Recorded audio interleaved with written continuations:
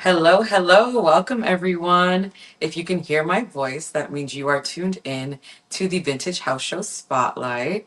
I'm your host, Mami. And if you're tuning in on the radio, you are listening to 89.3 FM HD1 in Evanston, Chicago. If you're tuning in on our Twitch or YouTube, welcome, welcome. I am here. We are switching it up. We got out of the radio station and we are at the wonderful, beautiful, bright, ever so wonderful Miyagi Records. And I am so excited to talk to our guest today, vinyl DJ extraordinaire, vinyl DJ professor extraordinaire, Hameedullah. Please, round of applause wherever you are, in the car, in the living room. Let's get into it. So, hi, Hello. welcome. How are you I feeling? feel good. Thanks for having me on the show. I'm excited to be here and talk little bit about like our program and whatever you Yeah. got in mind. Thanks for More inviting about. us into your space. I love the energy in the room. Yeah, Tell us more about yourself and how you got started as a DJ. for sure. So I'm 30 from Chicago. My introduction to DJing stemmed from me going to college. I went to a small school in Iowa called Grinnell. Okay. So I can remember the first time it was the end of my first year, and it was just like a house party on High Street. And Isaac, he was like a second year, 30. I think he was a 30 when I was a first year. Real cool. Mm-hmm. And he was DJing. And for some reason, he's asked me. He was gonna go. He just wanted a break. Yeah. And he was like, "Hey, you want to hop on?" And I was like, "Me? I don't know So why." you were just thrown in it. Yeah, I was thrown in it. Wow. Yeah, I was thrown in it. Was this for like a controller, vinyls? It was a controller. It was like Okay. virtual D. I think honestly, I think he was using Serato at the time. Okay. And I didn't know anything that was going on. Right. And I think I just queued up stuff. I honestly don't remember, but I do remember the feeling of playing songs for other Yeah. people, and it was like the last day of like finals. So this is like everybody was partying and Right. stuff. It was feral. Everyone was ready to just be done Yeah, out partying. exactly. So it was like yeah, it was a really cool time. And from there, I just like caught that bug, I just wanted to do it. Yeah.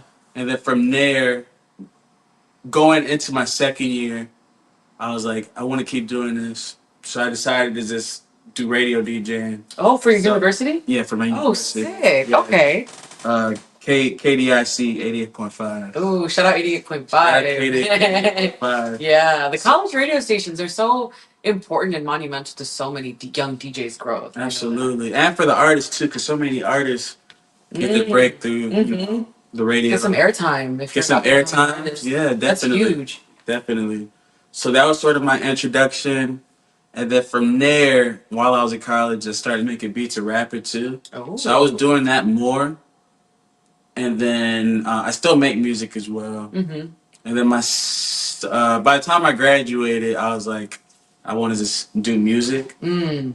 So from there, I was just going to Open Beats a lot, which is like an open mic for just people who make beats in Chicago. Oh, here. So this was here in Chicago now. Yeah, came Okay. back home. And Fest, he's like the lead, just like beat guy in Chicago. That's like my main entry point to like music stuff in Chicago was going to Open Beats.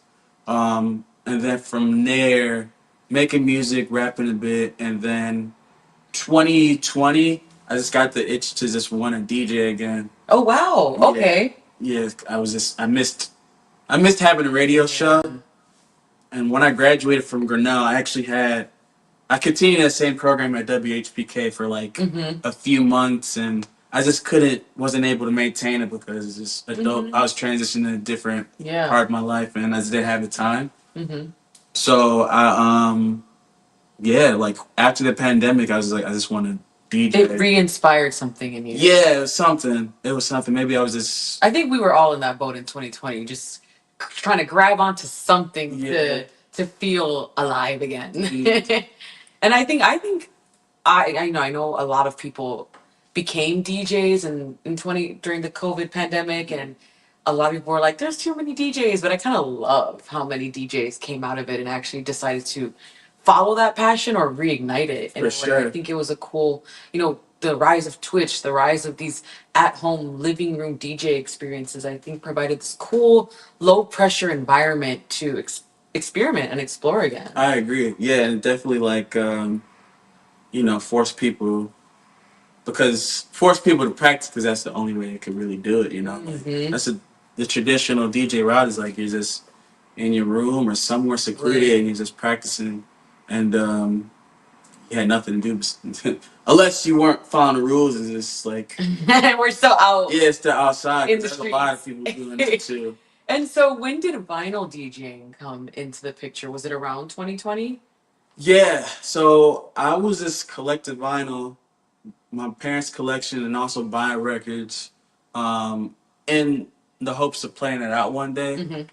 And then also, from the beat maker's perspective, I was just buying stuff because I just wanted to sample it. Yeah, true. So, yes. Yeah. So, yeah, it was all stemmed from just like that DJ hat and just the beat maker's hat, culminating to a point where I just wanted to share it with people. Yeah. So I would say my first sort of practice in that were the gigs, unfortunately, because I just had one turntable. I tell this story to all the students too. It's just like a lot of times me going to the gig, well, all the time pretty much. Going to the gig was my practice. So like the only ways I really practiced and getting to know the music, I just logged the records that I have on Discogs, and I was just like listening to it all the time.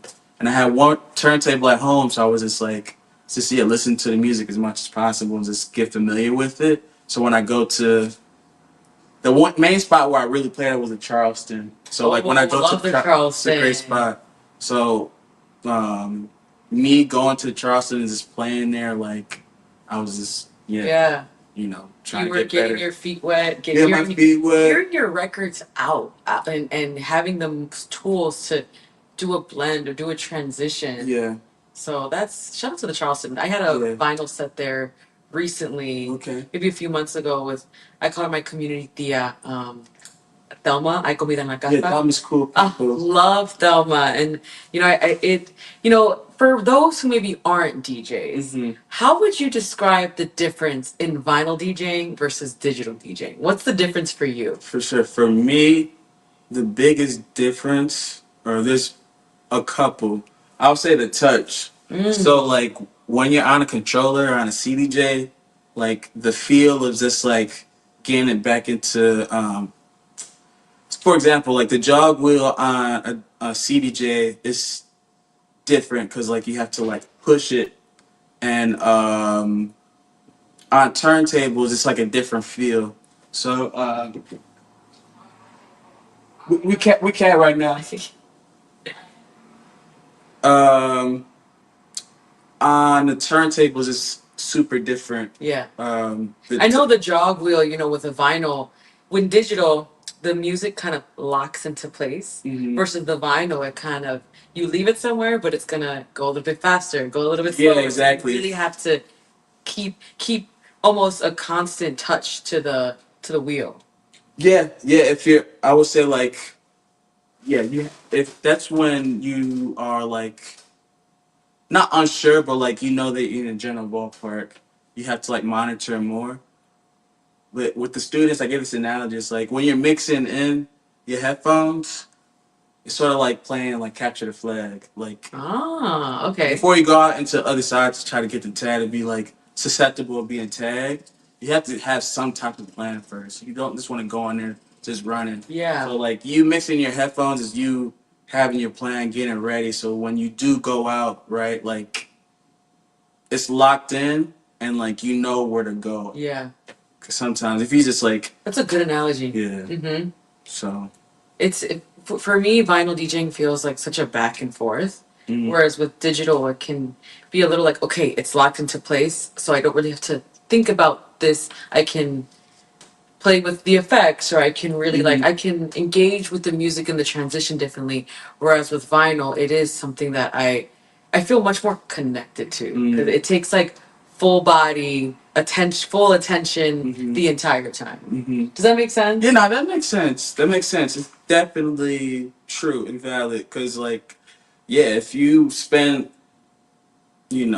a couple seconds, it's like, manipulating the EQ. That 2 seconds might, the track might be a little bit off by Right. then. So that's why when you're mixing your headphones, you want to get it locked in as close as possible. See. Yeah. So, you brought it up. You talked about the students and some of the workshops you have. Talk to us about the, so to speak, DJ University here at Miyagi. Yeah. What is it, and what was the inspiration behind creating it? For sure. So, Miyagi Records, we have a lot of other events and things that happen besides selling records. So, when the owner, Nigel, he reached out to me a few months before the shop was open, and he was telling me, hey, I'm opening up the shop. Because before, Miyagi was based out of a storage unit, and you would Okay. make appointments and you would buy records. So I had worked, DM Nigel a couple years before, to be like, hey, I'm a young DJ. If you need anybody to like play for the Shy Vinyl Connections, I would love to. But also, if you just need, help with stuff, I would love to help out. So I helped out with a couple events, and I DJ'd the Shy Vinyl Connect. And so when the brick and mortar shop was becoming This a this thing, brick and mortar. yeah, this And brick when and was mortar that? shop. This was March of 2023, so 2 years ago. Um, he reached out to me. He's like, "Hey, I'm familiar. You work in education. You also DJ. Yeah. I would like you to be a part of the team and come up with a DJ class." Yeah. So that happened 2 years ago, and then the summer of that year, we had like our like pilot class. So it was composed of staff members at what was retreat and people who worked here, and it was like 5 people, and that's why like those months prior, I was just like was coming up with ideas to how to make this class. So we did that, learned a lot from that, and then we had our first. I don't remember when, but maybe like 3 weeks after that first sort of pilot course, we had our first class, and pretty much. There's only so much you can learn in 6 weeks, 2 days a week. Oh my gosh. And there's lots to go into DJing besides just like playing records and blending, Like you can make a really great musical experience without blending at all. And I make sure to really tell them that from the first day and throughout the weeks. It's like even though the primary goal technically that we try to instill within 6 weeks is beat matching and blending. Like you don't have to. It's an important skill, and it's the foundation in doing other turntable stuff. But you can like do other things creatively outside of beat matching and blending. So like the whole point of the class is to show the students what it takes to DJ at a public level. So like if you want to just like if you want to do gigs and you want to like take this practice from like in your home to like outside your home, these are some skills to keep in mind and something to cultivate and develop. So we learn about brand and marketing. Oh wow, like that's so comprehensive. Yeah, we try to make it comprehensive as possible. DJ etiquette. They make their own flyer. Wow. Yeah. Oh, you're really setting them up for success. That's what we try to do. I'm really happy you're bringing this up because this is a side of DJing that not many consider. Many think that my job begins and ends the second I hit play, and then the second I take my headphones out and my USB out. It's like, okay, the work is over. Like I'm just waiting until my next gig, but it's the flyers, it's the emails, it's the reaching out. You mentioned DJ etiquette. What is, for those who may not know, or for I'm curious too, what is considered DJ etiquette? What are some things you share? So let's just I would say it's just like tradition. And I preface that like even though something that's tradition doesn't mean like it suggests that you follow it, but that doesn't mean that like you don't have to follow it. For example, like people say like a lot of house heads they have this narrative of a party being like you start off slow in the beginning and then you gradually work your way up and then dot dot dot, and it's just like I get it, and there's a reason why elders Have their formula. have their formula, but like maybe you go in and if you're the opener, right, and there's like by just whatever by grace of God or whatever happened, like the shit is like booming, Yeah. and like maybe you start off at Yeah. 140 BPM, Right. And people are responding. and people responded to it, you know. Like you don't have to follow this tradition. Like start off slow and then do this and do that. It's like if it was that formulaic, then like everybody, like it would be a lot more. Well, DJing is subjective, right? So I Right. don't want to say good, but like you have a, I don't know. It's not that. At the end of the day, I don't think it's that formulaic. Yeah. Other etiquette is just like little things. Like if you're going back to back with somebody, you probably just give them a substantial amount of time for them to like. Don't just leave them like, oh, here's 30 seconds. Think of something. Right. I think of other things. Let me think too. What's some DJ? I personally, maybe this is more just like hospitality, but if I get there getting there a little bit before your set too, I think is absolutely. Yeah. And I'm guilty of getting there 5 minutes before because I'm just like I'm terrible with time sometimes. But I like to get somewhere 30 minutes early just to feel the vibes, but also ask the DJ before me, like, do you need some water? Are you good? Do you need anything? Is there something going on with the sound that you haven't been able to flag anyone? It's like for me, that day, we're a team. We're all co-workers. We're working together. It's not like, oh, I'm gonna sabotage your set or like you're thirsty, whatever, that's a you problem. To me, I'm like, we're a team tonight. So let me make sure the people before me and after me are good while I'm here.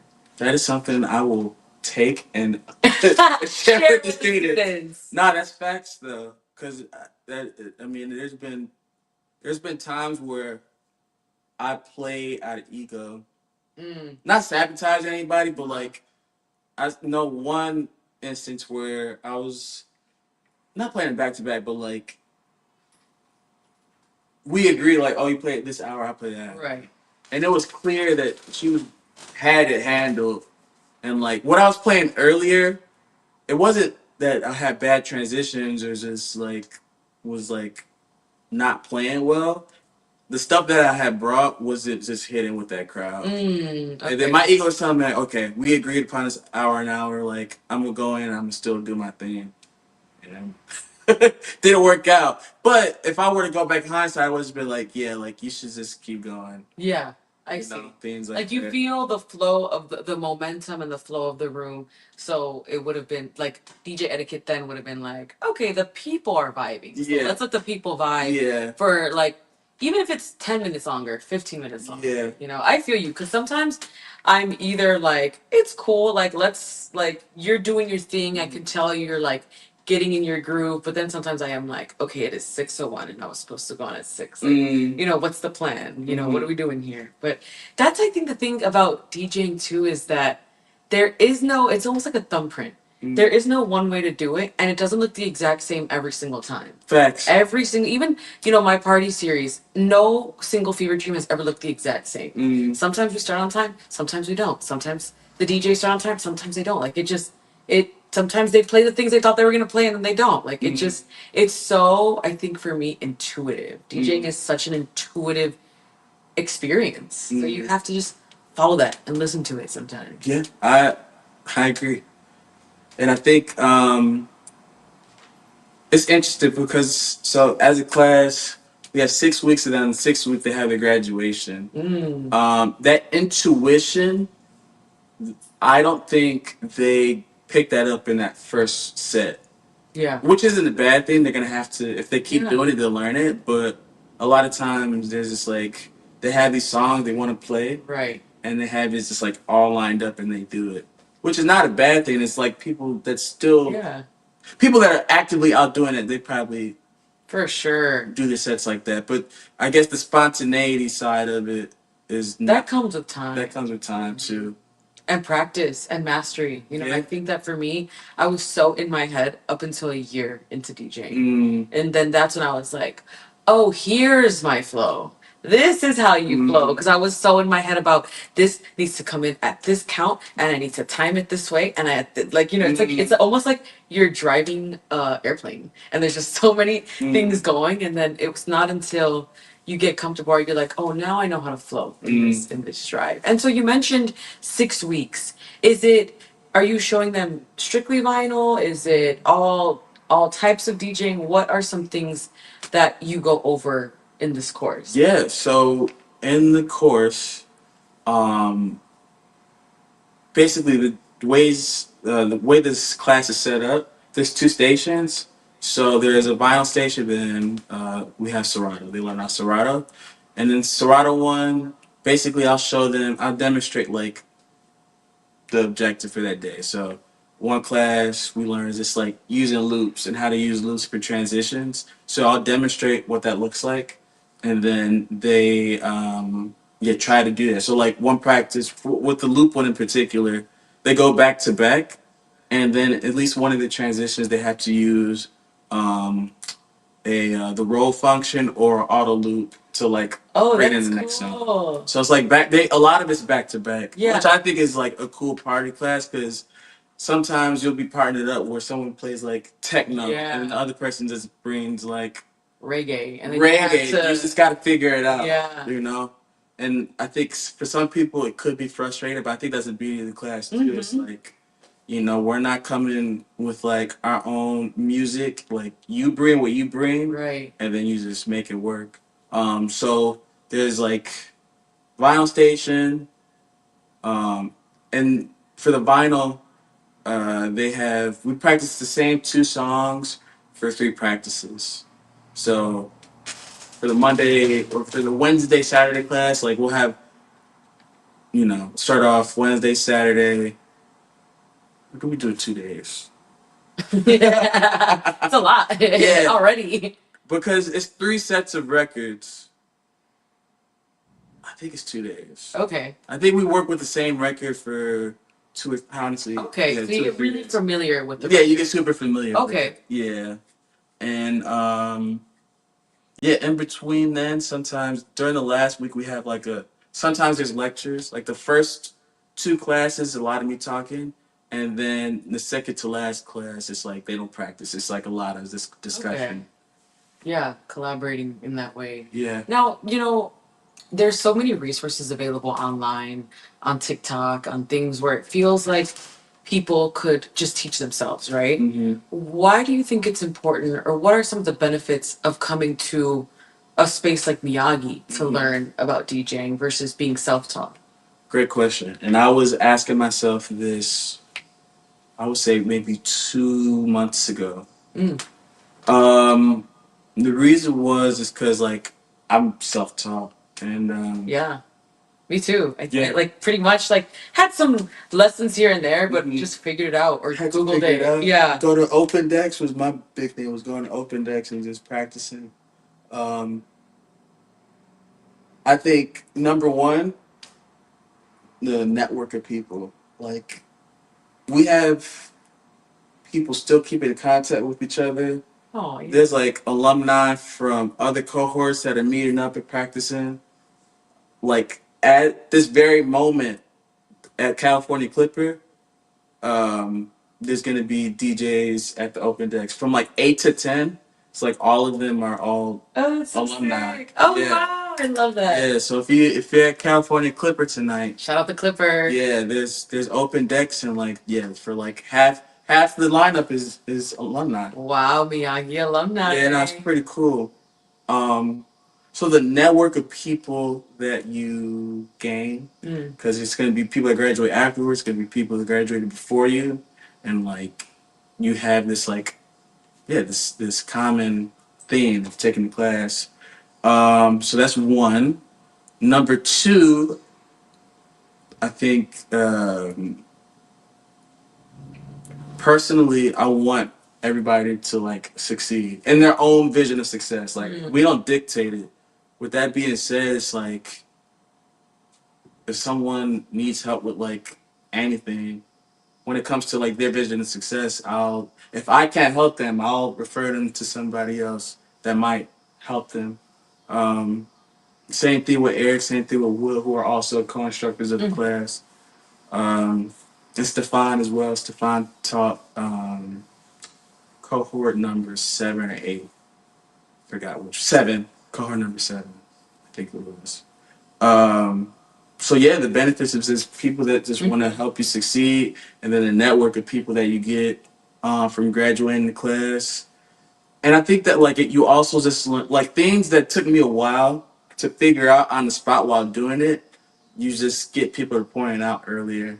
Mm. So you're just making more mistakes quicker. And almost like those mistakes are getting checked and fixed, and you're growing from those mistakes quicker. Exactly. Versus if you're self-taught, you might have a question or something might not feel right, but you're not sure why, and you just have to wait or like or just have somebody point it out. Point it out, Yeah. right? Yeah, and I really like what you said about a network, because so much of, I think, working in DJing, but just the creative industry in general, is your community, your network. Who, if people don't know you're a DJ, they're not going to book you. If that's your goal, if that's your definition of success is, I want to play in the venues where people are going to dance. If you're self-taught, no one besides maybe your small group of people who follow you on Instagram know that you even are trying your hand at DJing, versus a space like this where you're meeting people who are in the field, maybe active full-time artists, full-time DJs. You're meeting other DJs. You're able to network horizontally, which I think is so cool. Thank you. You're able to, like, maybe you and someone you meet here are like, wait, we have the same interest. What if we started a party together? What if we started a collective? I think that is, to me, such an essential part of DJing. It is. And like that same exact term I mentioned in that last class about community building is like, you're already doing that. You're building networking horizontally. Right. You know. Everyone thinks, oh, I need to talk to all the big promoters and the big venue owners, and it's like, actually the people right next to you who are at your level could boost you up quicker than anyone who already has all these things can. Facts. And you never know the person when it comes to even alumni, right? It might be one day where I look up and, an alumni is like playing Lala. Right. Yeah, exactly. Exactly. You never know, like it's And it can happen so quickly too. It can happen quickly, People blowing up off TikTok, people blowing up in all different types of ways, So yeah, definitely, yeah, the network of people is crucial. It's essential. Crucial. Yeah. You mentioned, like, the alumni who are tonight at the Clipper and stuff like that. Do you have any moments recently or even in the past that were really fulfilling for you with students that reminded you, oh, this is why I do this? Mm. Shout outs to Asia. She was on last month. Yes, we had a Miyagi alumni last month. Yeah. DJ AMG. She was killing it. Like, sounded like she had been DJing for years. I was like, no way you just started. But you could tell, like, she understood the fundamentals of DJing, especially house music. Yeah. And I feel like every cohort's different. And I never want to show favoritism. For sure. Like, there's students like Asians, some others where like they practice in a way where it's like they don't have their phones out, or like they're like practicing, like they know how to practice well. Yeah. Every cohort has like its distinct like aha moments that make you feel like, oh damn, okay, all right, you got it. Yeah. They got, like, you got it. And everybody got their own theme. Like, even if there's been times where like, because when you're a beginner, sometimes you're not like given, or if you're like new to things, you don't really know what's technically right or what's not technically wrong in terms of tradition. So like, even the way certain students will just like EQ different songs, or like bring in a song where like you only hear the highs, and then like there's a couple students like that. Like Myers was like this, Lewis was like this, Nilesh from last cohort was like this. Like, their attention to EQs was interesting. It's like, They would just make it work. Like they would texture sounds together really well. Ooh, And I love that. even though, like, if the activity was to beat match and it wasn't like locked in like that, it still sounded cool. Yeah. So I like how you describe that, the texture of sounds. And I think that's what I love and almost miss about those early days of DJing, where you don't know the rules. So you're just really fluidly and creatively making it work. And just all you're relying on is, does this feel good? Yeah. Does this sound good? Yeah. Yeah. That's essential. Yeah. That's essential. And you get to see that. I think it's really cool that you get to see these students in their journey, in their elite pad where they are just this is where they're starting. So that is I feel I teach high school students too, and there is something so profound about seeing them get it for the first time. It's a beautiful feeling. Uh-huh. And it's like, oh, like even after all these years, there's for me, there's still something to learn and new. And sometimes they teach me things, Absolutely. put me onto songs, or just like you said, blend things in a way that's like, I would have never done that, but I like how you did that. Yeah, exactly. It's a lot of moments like that. Those are my favorite moments. And I feel like with that responsibility, I don't want to ever say something to like discourage them from doing that. Like that's right or wrong. No. Yeah, that, and it's also like I wouldn't like, even if I think someone does something, I'm like, man, there was one time, so there's this one activity like the back to back downstairs where one song they were playing, I forgot what it was, but basically it was a different genre from the other stuff that they played, and then she played something else, and I asked her, okay, what was the reason behind playing this song, and it was like the what she played had like female vocals, and this song before had female vocals. And I was like, okay, I get it. But like me listening to it, just like without the explanation, I was like, I don't get this at all. Yeah. So I'm not gonna like, I could say You're not gonna be like, don't do that. Yeah, definitely. Because it was her story. That's her story, exactly. And I just don't get it. And that's okay. And that's okay. But somebody else is gonna get it. Right. And whoever gets it, they'll really appreciate it. Exactly. They are out there somewhere. I won't. No, but I like how you put that, where it's like, you don't want to say anything that's going to make someone feel like I should or shouldn't do that, Right. especially when they're just this fertile mind that wants to learn. And so, yeah, no, so thank you for teaching us about the classes and some of what Miyagi does. I want to bring the focus back to you and your career a little bit. This is the Vintage House Show, and we are passionate here about talking about house music, but me specifically, I'm big on archiving some of the cultural happenings and the culture creators of the now. And so I want to hear more about your experience and how house music has played a role in your career, either when you were first starting or even today. How does house music show up for you? So for me, like, as I mentioned earlier, I play out. Actually, I don't think I mentioned it.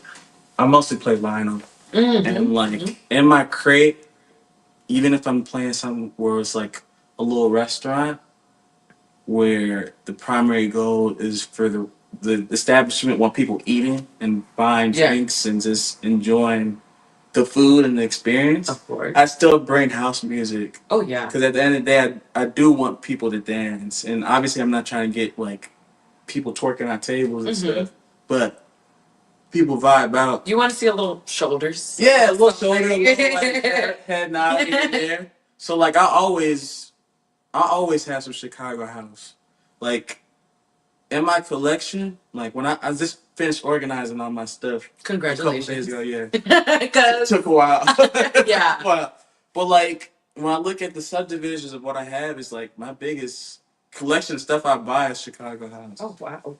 Shouts out to that. Yeah. I mean, this is the city to buy house vinyls. I've tried to go to other cities, other countries, and they have some house, but they also they tax for it. Yeah. And I feel so lucky and blessed to have $1 house bins here available in and the city. yeah, it's still a lot of it's still out there, but surprisingly, like a lot of Chicago stuff is in Europe too. That's true. Like I more forgot obscure about that. labels and stuff. Like I try to.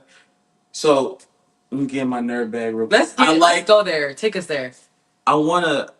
Some people get nerdy about like blue note jazz and like specific labels. I'm like that with like Chicago house. Okay. So I really like digging into Guidance recordings. Okay. So Guidance is a house label from like I want to say mid '90s to like early 2000s. Ooh. Who had a lot of like deep house and like some broken beat, like straight like Jack and House type stuff. Ooh, okay.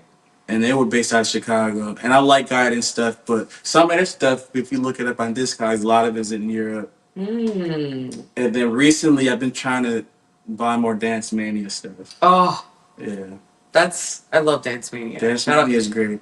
Dance Mania, Ghetto House, Ghetto Tech. That is like my heart. That is my bread and butter. Yeah. I mean, House was like what started my love for dancing and dance music, but Ghetto House is where I really found myself, discovered myself. Dance Mania. And that's our entry point because we're about the same age.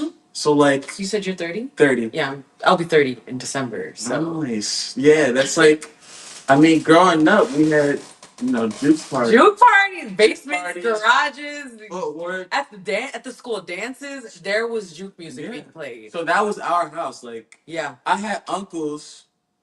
I mean, my uncle's a DJ. He loves house music, but like, honestly, and I was nothing about college and radio stations and stuff.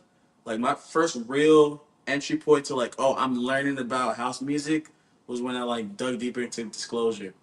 Oh, Yeah. Disclosure was huge at that point. Like 2014, 2015. I was the summer of 20, summer 2014. I was listening to Mac DeMarco, Salad Days, and Disclosure Settle like all the time. Wow. Yeah, and then from Disclosure, when I was listening to like When Fire Starts to Burn. Oh yeah. I was just getting into Detroit stuff and like Chicago stuff and like digging deeper and trying to figure it out. And so I was just going on YouTube, just searching on music, adding to playlists and stuff. And then you just go from there and you just like learn more. So you grew up listening to house and stuff. I would say not really. Huh. I would like my own personal taste really developed when I in like high school. Okay. But before that I was just listening to stuff on my brother's iPod. Okay. Mom playing CDs and stuff. So it was mostly like jazz, hip hop. Ah, okay. And high school came around and I just started. You're like, what's this? This groove. Yeah, but you know it's crazy. I had a lot of different phases because once Guitar Hero was coming out, I had Guitar Hero World Tour, 7th, 8th grade. Yeah. I was like just learning about rock music. In your rock bag. I was in my rock bag for a bit, hard rock bag. Yeah. What was your Guitar Hero song? Man, that's a good question. So World Tour, I played. I think Steely Dan. Do It Again was on there. Okay. I'll play that. I played Band on the Run by the Wings. It's Paul McCartney and the Wings. I think that's the name of the band. Band on the Run. Yeah. Yes. Hitting those combos. Yeah. So I think those are the two songs I remember most vividly from Guitar Hero World Tour, which I had on the Wii. Period. Yes. Shout out to Guitar Hero. Yeah. Truly bred a generation of music lovers. It did. It did.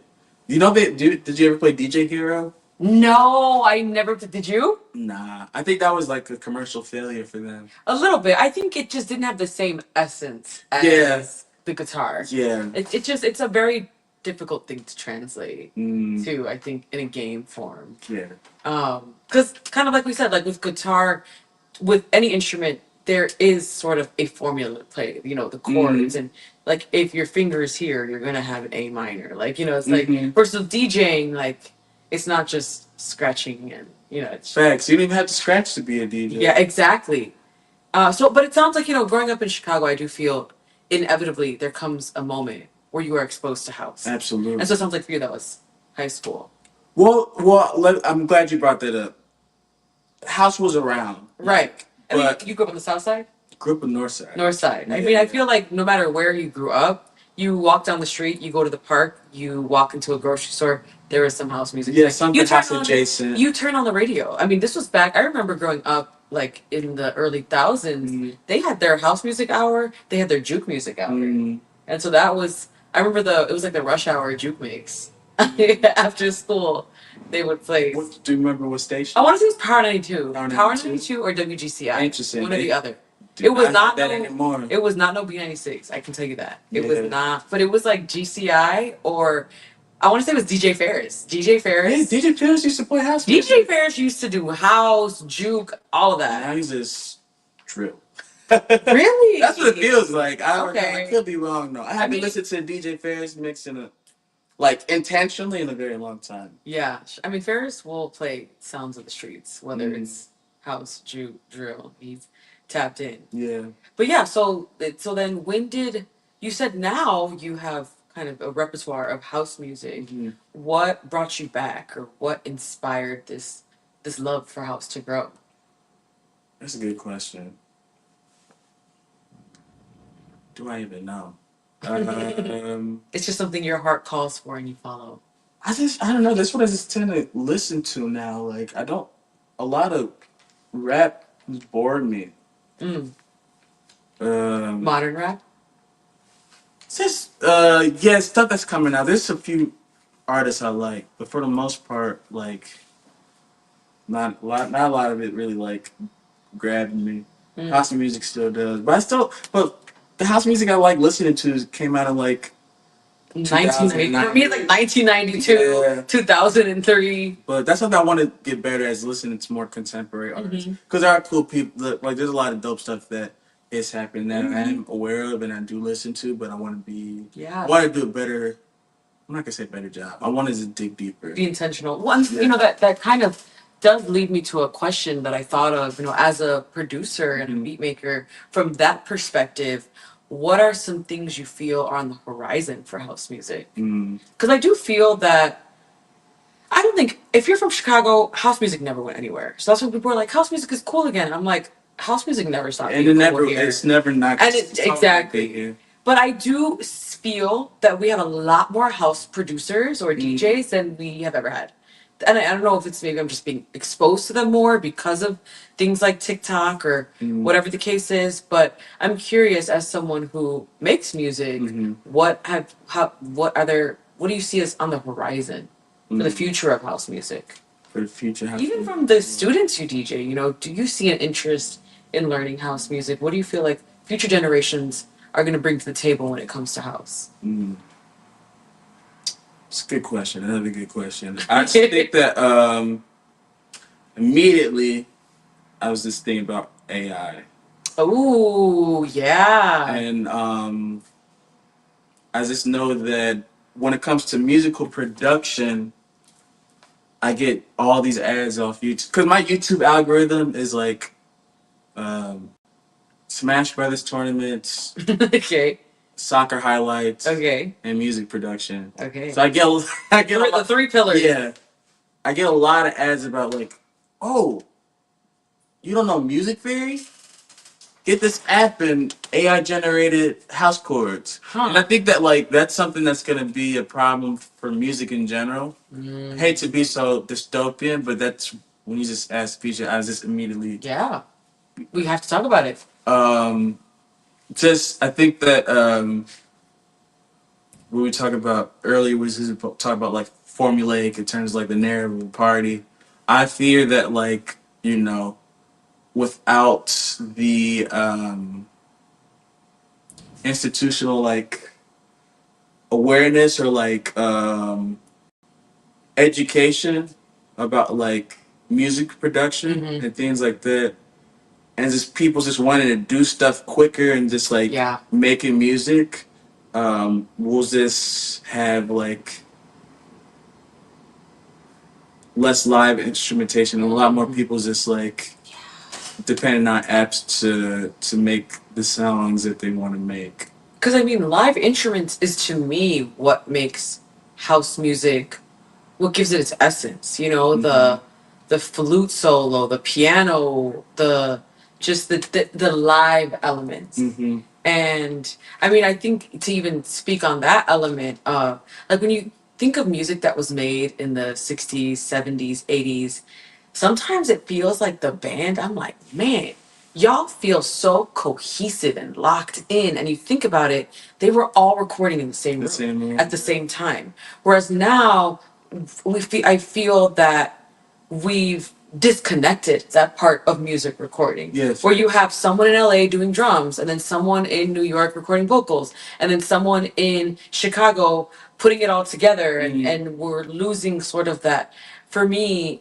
that kind of energy amongst each other that translates into the music. And so I really hadn't thought about that as far as when it comes to producing house music and things just feeling so just churned out by a computer. Just like, okay, computer, give me a piano, a house piano chord, and then I'm gonna add some 808s and then do some vocals, and that's it. And we have a track that gets a million, plays on TikTok. Yeah. You know? Yeah, I mean that's already been a thing on Spotify. There was like this indie band, and it's made like I think 2 albums in 6 weeks, and some of the songs are charted on 2 albums in 6 weeks yeah, should not something even like be that. allowed. Yeah, but people are listening to it. I forgot the name of the band. If you're listening, you got to do your Google research and find Yeah. out. But no, it's a thing that's like apparent, like right in front of our faces right now. Wow. Yeah. So I mean, yeah, I mean, this is a very important, and I don't think all technology is bad. I don't think technology is inherently bad. I just think we need to teach, and I think that's why it's great that Miyagi is offering IRL in real life classes to teach the essence of DJing, because a computer can never teach the essence and can never absolutely. replicate the essence of DJing. But to ensure that people are not losing that human creative essence, but like how can we apply that to whatever technology and and use it with that informed lens Absolutely. versus I can't do this thing, so I'm just going to rely on this to do it for me instead of learning it and then figuring out how to use this to maybe enhance that. Absolutely. So I'm glad you brought that up because I think that one other benefit from the class is like they really appreciate this the time it takes to really gain that ear to like beat matching and blending. Because once they do it on vinyl, right, and they have it down, right, and they got it locked in for like a few seconds, they're like, oh yeah, I got it. And then you listen a little bit more, it's like, oh, still got to fix it. Like, Yeah.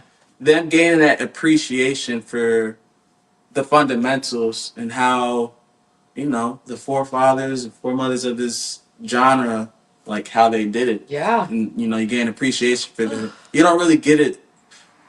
You don't really understand it if you just go straight into digital and you just do it.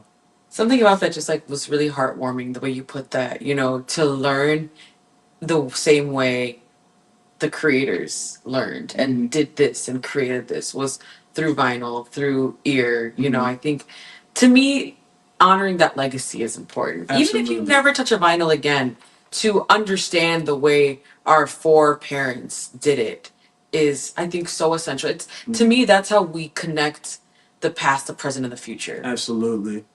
All that. Yeah. Wow. I think I was talking to a coworker.